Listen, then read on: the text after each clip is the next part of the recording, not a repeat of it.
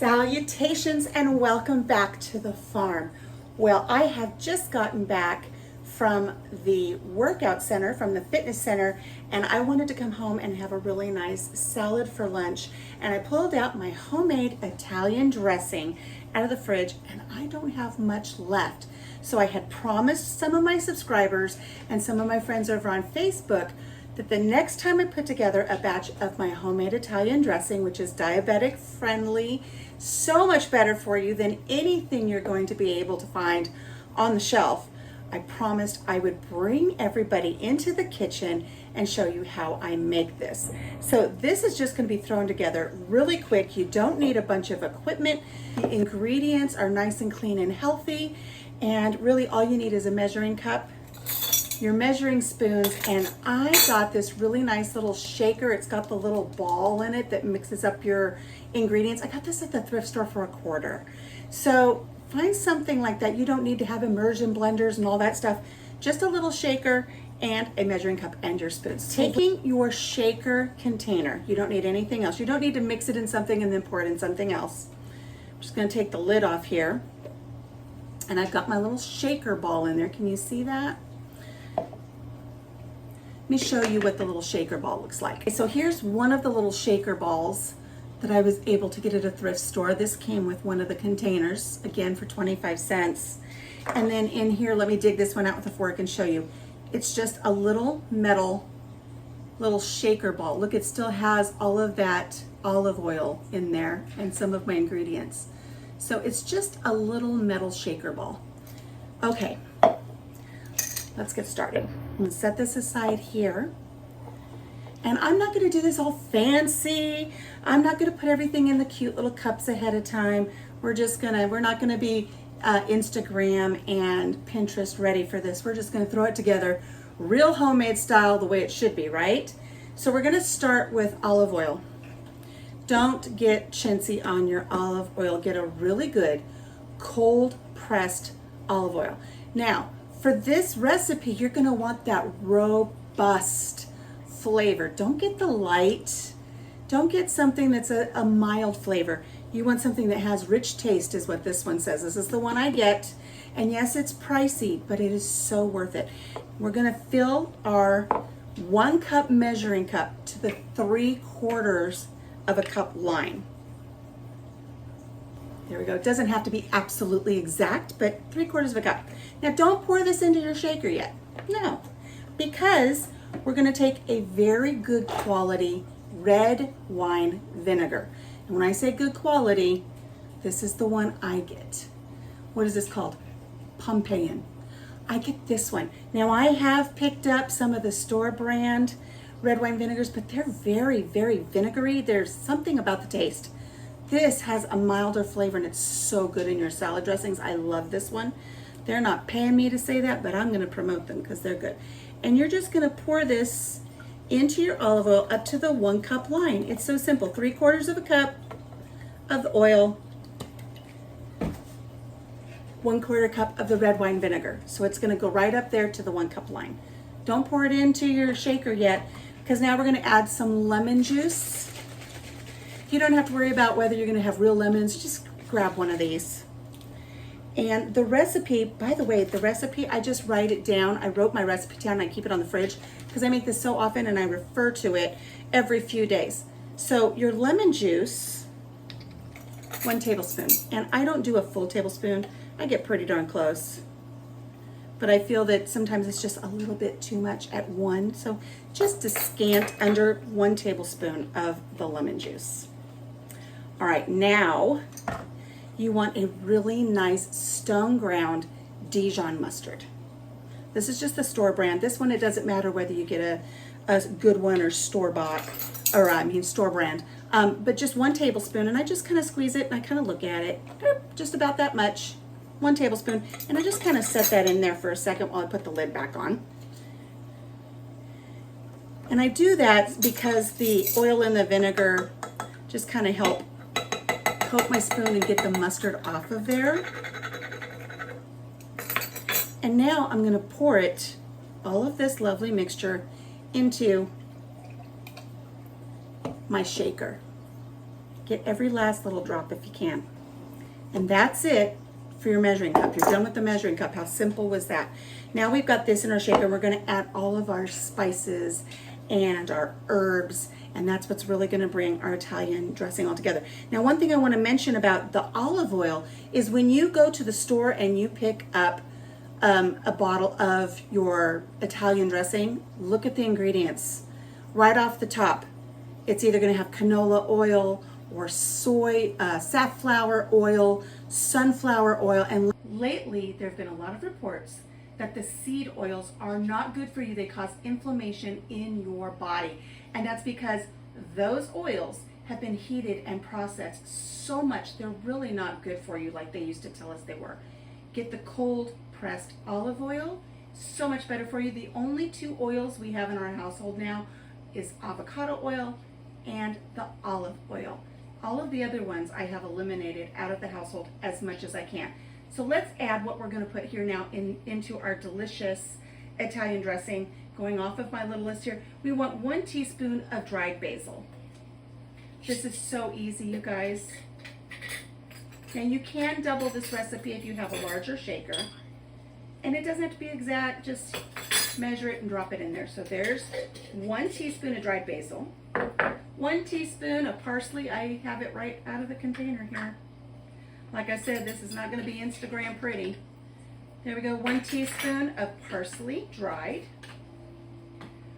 And next we have 1 teaspoon of dried garlic powder, not garlic salt, garlic powder. 1 teaspoon. Bloop. And then next in line is onion powder. Again, not onion salt, onion powder. And you don't want a full teaspoon on this one.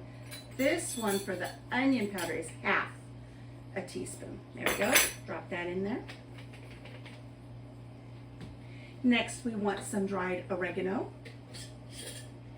And that is also half of a teaspoon. You don't want it to be too overpowering. So half a teaspoon. There we go. You know, one thing I noticed when I was looking at the ingredients for the dressings at the store, if you get the regular Italian dressing, it has corn syrup in it. You don't want corn syrup. If you're getting the light, not only is it really drowned out with a bunch of water, but it has sucralose or it has maltodextrin in it. It has the added sugars that are not healthy for us. And we're going to get to that in just a minute. All right, moving down our list here, we want 3/4 of a teaspoon of salt. I like to use Redmond's, the pink Himalayan sea salt, but you can use whatever salt you have. So we want 3/4, so here's half and a quarter. And then we want half of a teaspoon of pepper. I like to get the restaurant ground, you know, it's nice and hearty. It's not ground too thin. Nice. 1/2 of a teaspoon there. Now we want 1/2, a scant 1/2. You can adjust this as much as you like, but a scant 1/2 of a teaspoon works for us here in this household of red pepper flakes. Oh my gosh, so good, but don't get carried away. That gets dropped in there as well. All right, now we get to the part where you sweeten your Italian dressing. And like I said, if you look at the ones in the store, they're going to either have corn syrup or they're going to have artificial sugars that aren't good for you. Recently, it has really come out that you really want to switch to a really good monk fruit. Monk fruit has 0 calories. It's 0 on the glycemic index. If you're diabetic, you can have this. So good for your homemade Italian dressing. I like to use Lancatos. And what we want here is we just want 2 teaspoons of it. You're not going to put a lot of it in there. And yes, I dig it right out of the bag because that's really, lately this is all I've been using this for, is for my Italian dressing. 1, 2. You don't have to be super precise. You're just throwing it all together. Everything but the kitchen sink. Now you want to add the very last ingredient, which is Parmesan cheese. Now you can use, let me grab it. You can use the powder if you want to. If this is what you have in the fridge or in the pantry, you can. It does have that added cellulose. It's good for lots of things. You can put it in if you want to. I like to use this jar of Parmesan. Look for this in the store. They have these jars of Parmesan. It doesn't go bad. You open it up, pop it in the fridge. It'll last you a long time. So here we're going to put in 2 tablespoons. Generous tablespoons. There's 1. See how I said it's generous? And 2. Put that in there. And there's our Italian dressing. You're going to find your lid. Where's my lid? Here it is.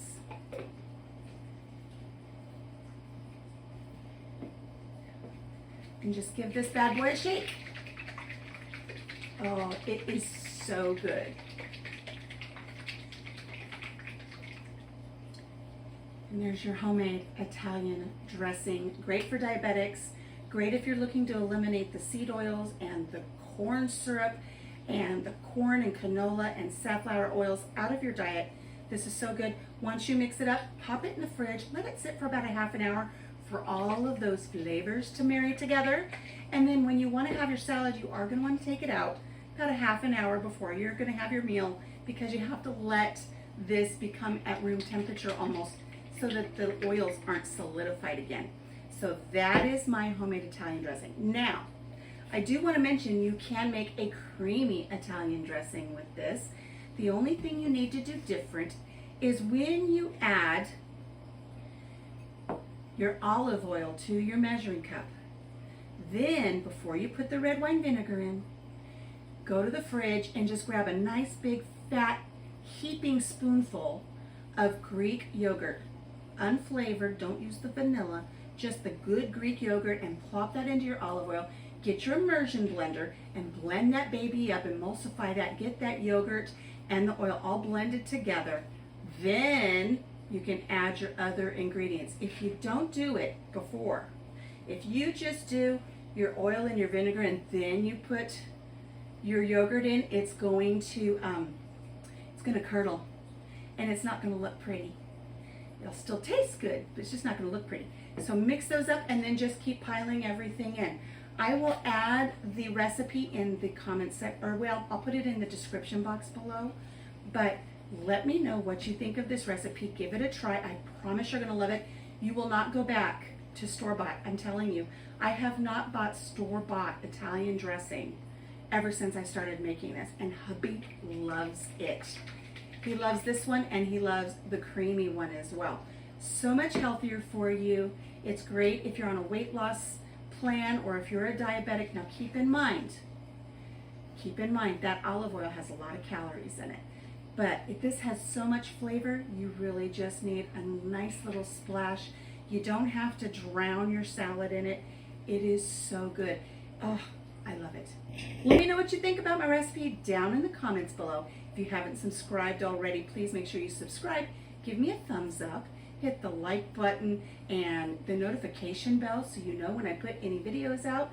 And I encourage you to join me as I go through my weight loss on Mounjaro and for type 2 diabetes as I make all of these weird changes in my kitchen, one of them being my own salad dressing. Thank you so much for joining me today. I'm going to pop this in the fridge so it can chill, and I'm going to get out of my workout clothes, pop a shower real quick, and then I'm going to enjoy my salad. Until I see you again, take care of yourself, take care of each other, and have a blessed day. Bye-bye.